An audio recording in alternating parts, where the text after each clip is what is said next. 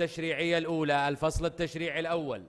نوێنەرانی کورد لە پەرلەمانی عێراق لە هەوڵی بەردەوامدان بۆی پارێزگای هەڵەبجە لە بودجەی 2019 عێراقدا وەک پارێزگایەکی سەربەخۆ پشتگیە بێت. ئەندامێکی پەرلەمانی عێراق لە فراکسیۆنی کۆمەڵی ئیسلامی دەڵێت ئەگەرچی وەزارەتی ناوخۆی عێراق بەنیازە سەرجەم فەرمانگەکانی وەزارەتەکەی لە پارێزگاکە بکاتەوە، بەڵام هەڵەبجە تا ئێستا لە ڕووی ئیداری و نەریەوە لای حکوومەتی عێراق وەک پارێزگا مامەڵەی لەگەڵ ناکرێت تا نەبێتە پارێزگایەکی فەرمی لە میزانی ساڵانی عێراقیشدا پشکی بۆ دیاری ناکرێت.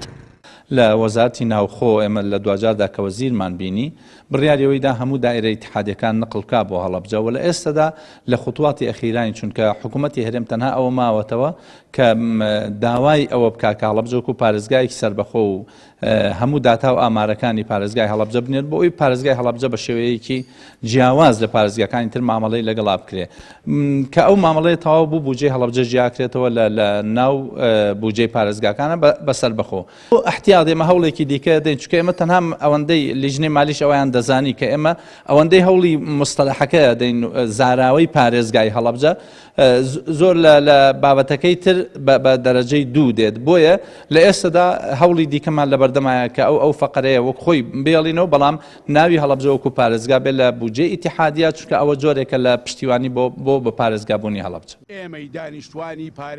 چەند ڕۆژێک پێش ئێستا پارێزگاری هەڵەبجە و سەرجەمێکە ئیداریەکانی شارەکە دوو یاداشتیان ئاڕاستەی حکوومەتی هەرێم و ناوەند کرد و داوایان کرد هەڵەبجە بە فەرمی بکرێتە پارێزگا و هەمووان هەوڵی یاوەدانکردنەوە و پێشخستنی پارێزگانوویەکە بدەن.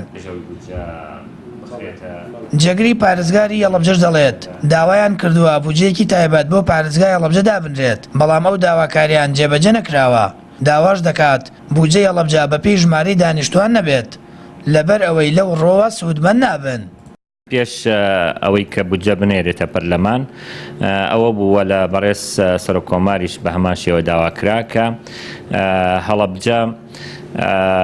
بودجەیەکی تایبەتی خۆی هەبێت هاوشێوەی پارێزگاکانی کە